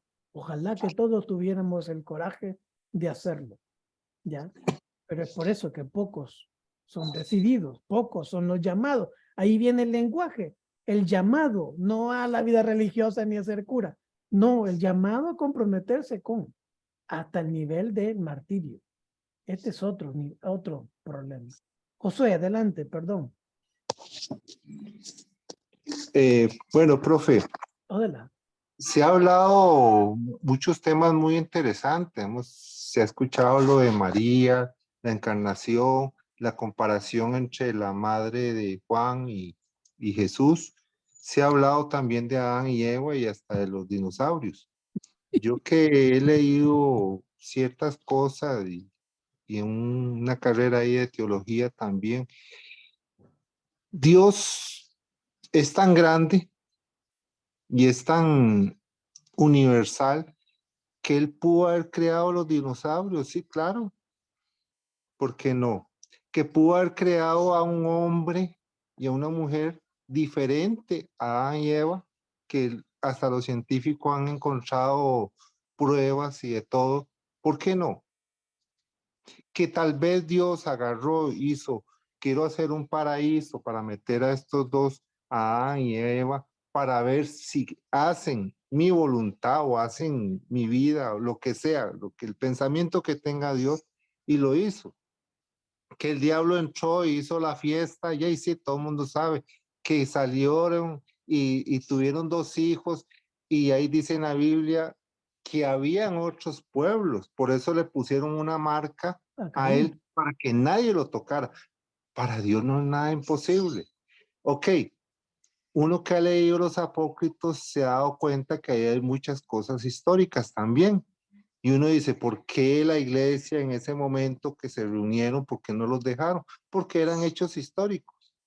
Si vemos el acto de fe, como dijo el compañero, tenemos que tener una fe firme para creer, no solamente en Adán y Eva, sino en todo lo que Dios empezó a formar como un acto de fe. Porque, Jay, si yo tuviera como los protestantes, si hablamos así, y tuviera un Clovis y decía, pero Dios es mentiroso, hizo a Adán y Eva y había un montón de seres humanos por otro lado. Entonces Dios es un mentiroso. Y no, él pudo haber hecho lo que le da la gana. Él pudo haber hecho todo para bien de nosotros. Que nosotros tenemos que abrir el corazón y creer en sus obras y en sus proyectos, como hizo San Francisco. Creyó y escuchó la voz y hasta se desnudó en el público y le dijo al Padre, hasta esto no es mío, es tuyo. Entonces, él creyó, aunque llevara garrote. Es que solo le hecho la humillación que tuvo, ¿cuánto lo hacemos? Entonces, eso es lo que tenemos que nosotros creer, no solamente como franciscanos, sino también como seres humanos. Creer en las promesas de Dios, en lo que está escrito y en lo que Él nos va llevando, aunque sean piedras que llevemos atrás. Eso es mi parte. Ok, gracias. No, está bien. O sea, yo tengo una idea. Si me conceden llegar al cielo, ese cielo que está uno después de muerto y está fantástico, ¿va? Y ya no te duele nada, no tenés achaque, ni tos, ni nada por el estilo. Si llegamos a ese cielo, claro, y imagino que igual que el hermano Josué, lo primero que haría es preguntar tantas cosas si fueron ciertas o no, ¿ya? Porque al final, si nos vamos a preocupar por la verdad, estamos perdidos, man, ¿verdad? Sí, pues podemos decir, sí, los dinosaurios son esqueletos, ahí los tenemos, les hacemos la datación y estamos hace millones de años y etcétera. Ante tanta evidencia, ¿yo qué puedo decir? Bueno, ahí lo tenés, pues yo qué puedo decir. Y nada. Si fueron creados por Dios, no lo sé. Si fueron sí, que no sé qué, evolución, no lo sé. Cuando yo tenga a quien hizo esas cosas, le voy a preguntar, mira, ¿cómo fue la cosa? Cuidado. Lo que quiero indicar es que si eso es razón para hacer pleito, entonces no logramos hacer unidad, ni hermandad, ni fraternidad, ni una humanidad mejorada. Porque no, estamos empleitados en cosas que no tienen ningún sentido. Si el escritor le vino a bien poner una frase u otra, decir que la serpiente tenía patas y no que se arrastraba por el suelo, y por eso la maldijo Dios, porque arrástrate por el suelo. Si eso fue así o no fue así, no es problema de Dios, es problema del escritor, ¿ya? No nos preocupemos por eso. Si los textos son razón para pelearnos, si el hecho de María, que ahora tenés que pensar que tu Dios es mejor que el padre que tuviste, porque ese es el problema latinoamericano. Le damos más fuerza a la mujer porque la mujer traiciona menos, está más a pie de lucha que el hombre. El hombre se va de la casa, el hombre es mujeriego, el hombre es bolo, el hombre son miles de cosas. Entonces creer en un Dios que es hombre, no me la trago. Sí, me encanta creer mejor que María está con Dios y ella me entiende, ¿va? Porque nuestra experiencia latinoamericana de madre es mejor que hombre. Ahí está la celebración del Día de la Madre en América Latina, una gran pompa por todos lados. El Día del Padre ni siquiera te saludan, ¿ya? Hay pocas cosas, ni un pastelito te dan. Más bien, anda al mercado, anda tal cosa que no sé qué. Ese es el Día del Padre, la experiencia, por eso mismo. Pero ojo, Dios no tiene la culpa que los hombres seamos así. Dios es distinto. Él es mejor. No es un ser humano. Es mejor que la madre, pues. ¿Ya? Dios es mejor que la madre. Es mejor que María.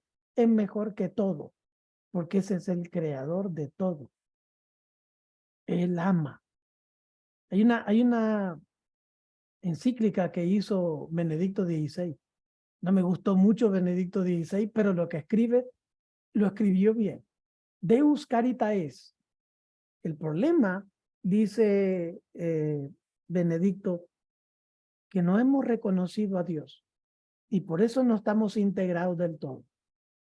Tenemos que comenzar a entender que Dios es nuestro supremo, nuestro dadón, nos sumo bien, todo. Él es todo. Y amarlo y a hablar con Él y a sentirlo como nuestro corazón, nuestra ternura. Y cuando nos equivocamos, me hinco, le pido perdón. Si soy católico, me confieso, si no, no. ¿Ya? Pero es decir, tener más confianza con ese Dios y menos confianza con el santito de tu lugar. No estoy diciendo que no lo hagas tampoco, ¿ya? Pero tenés que tener más ternura, más confianza con Dios, a pesar de que no lo ves, pero sí lo sentís. Y esa es una cuestión que no podemos negar. Cuando estamos en las peores condiciones de nuestra humanidad, es cuando sabemos que está alguien ahí. No sé por qué y cómo, pero está alguien ahí.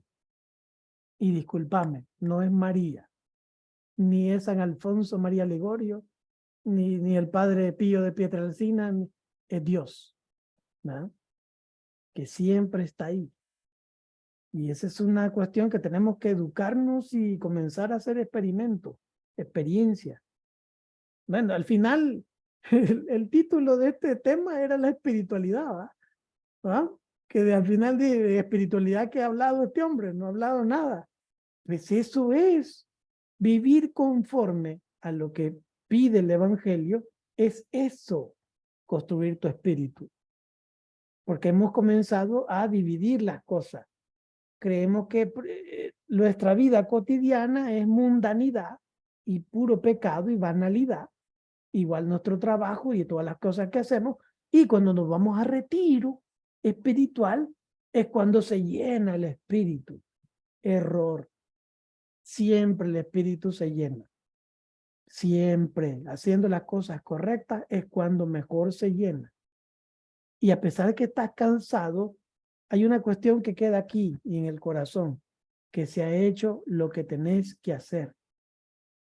¿Verdad? Y te sentís bien, bien cansado, pero bien anímicamente. Porque estás haciendo lo que estás haciendo mejor. Y lo estás haciendo bien. Cuando pierde el sentido de eso, entonces no hay nadie que te pueda rescatar. Ya todo es hastío y todo es problema. ¿Ya? Pero bueno, a ver, ¿quién más? O vamos cerrando, ¿va? Ya vamos 2 horas. Delmi, ¿alguna participación? Aquí está, esta formación me ha servido de complemento para lo del segundo año del sábado pasado. Lo que pasa es en Jujuy. ¿Es para Dios posible hacer cualquier cosa o la acción supone natura? Siempre Dios espera que participe en nuestra libertad. Sin nuestra libertad no sirve nada. Ni el amor, ni la solidaridad, ni nada. Tiene que estar convencido de lo que está haciendo. Si está acariciando, tiene que acariciar convencido que está acariciando. Y si está trabajando, si está escribiendo, si está haciendo lo que sea. Tiene que estar convencido, no manipulado, ni temeroso, ni con nada. Convencido. Y si le integras un poco de ternura, amor, respeto, entonces comienza la cosa a florecer. Pues sí. Pero eso es lo que está diciendo, ¿es para Dios posible hacer cualquier cosa? Sí, pero nunca contra la libertad y nunca contra las normas y leyes que Él ha colocado. Siempre Él trata de hacerlo en lo mejor normalmente posible, ¿no? Que se les quede clarito esto, Dios es un ser escondido. Dios no es un ser de show, de fantasía, de magia, ¿no? Eso nos encanta. Que viene un predicador y sale el tipo y queda curado. ¿Verdad? No sé si esto es un show, ya es prefabricado el asunto. No lo sé. ¿Verdad? Yo sí he visto milagros, sí.